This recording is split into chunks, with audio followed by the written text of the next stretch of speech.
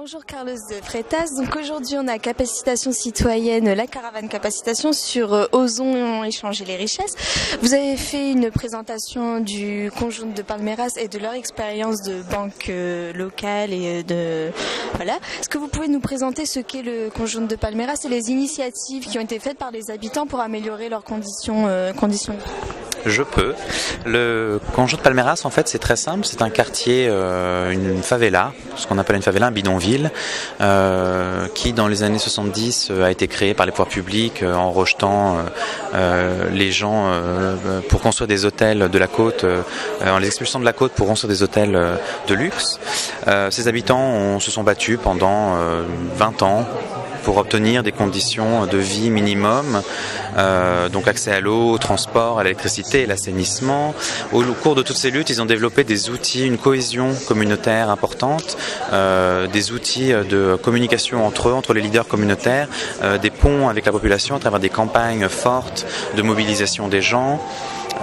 Du théâtre, des radios communautaires, des ouvrages pédagogiques, des romans photos, enfin vraiment un ensemble d'outils comme ça pour maintenir un lien très fort toujours avec la population.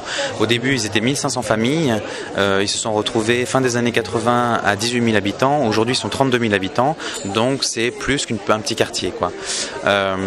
Arrivés à la fin des années 90, ils ont réussi à travers toutes ces luttes, tous ces combats, à urbaniser eux-mêmes leur favela à travers des programmes de formation qu'ils ont reçus techniques qui leur ont permis d'accompagner les ingénieurs sur les installations d'infrastructures, etc.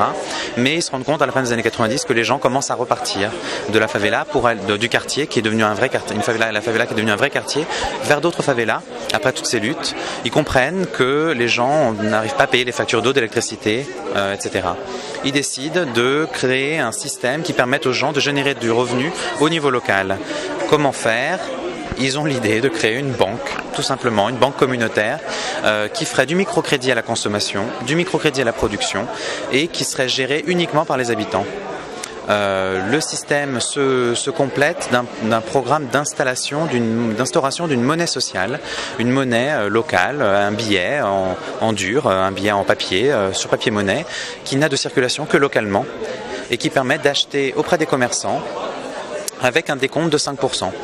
Le billet ne circule que localement, il peut pas sortir du quartier, il ne peut pas acheter en centre-ville avec les Palmas. Ça permet de développer le commerce local, d'avoir une offre de produits beaucoup plus importante au fur et à mesure.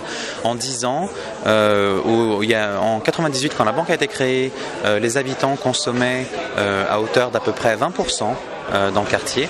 Et aujourd'hui, on est à un taux de 93% de consommation locale, ce qui est énorme. Les commerces se sont développés de 30%. Et donc voilà, et ça a généré tout un tas de programmes sociaux également, d'accompagnement de ce développement économique qui aujourd'hui fait de la Banque Palmas la première banque communautaire qui a ensuite essaimé comme système parfait de développement économique territorialisé, perpétuellement en discussion, renouvelé dans ses techniques, etc. 47 banques au Brésil, 3600 au Venezuela. Concrètement, comment ça fonctionne la Banque Palmas ? Comment ça fonctionne ? Est-ce que c'est une vraie banque ou est-ce que comment ça marche ? C'est une vraie banque. Alors elle n'a de banque que le nom, c'est une association qui gère la banque communautaire, mais c'est une vraie banque. On arrive, il y a des guichets. La banque Palmas a aujourd'hui et la grande partie des banques communautaires qui ont été créées au Brésil un partenariat avec la Banque du Brésil qui fait de la banque communautaire son correspondant bancaire. Ça veut dire que les habitants peuvent arriver au guichet de la banque et emprunter à la fois en réal, ouvrir des comptes courants, avoir accès à une carte bleue, payer leurs taxes, leurs factures d'eau, d'électricité, recevoir leur pension retraite. Et donc ils ont un l'accueil typique d'une banque traditionnelle qui ne se serait jamais installée faute de rentabilité dans le quartier. Ça, c'est une première chose. Ils reçoivent également des formations, les jeunes du quartier, formations professionnalisantes, préparation au concours d'entrée à l'université. Des femmes sont suivies socialement, les femmes en déshérence, donc droguées, mères célibataires, sans emploi. Donc elles sont inscrites dans des programmes d'accompagnement. Vous avez des programmes de coopératives de production qui sont lancés grâce au microcrédit à la production qui sont réalisés en réal, les crédits à la consommation étant réalisés en Palmas. donc des programmes de production de produits d'entretien, des programmes d'agriculture urbaine pour avoir des aliments locaux. Voilà, différents types de production de chaussures, production de matériel en cuir, de produits en cuir, enfin ce genre de choses, qui fait que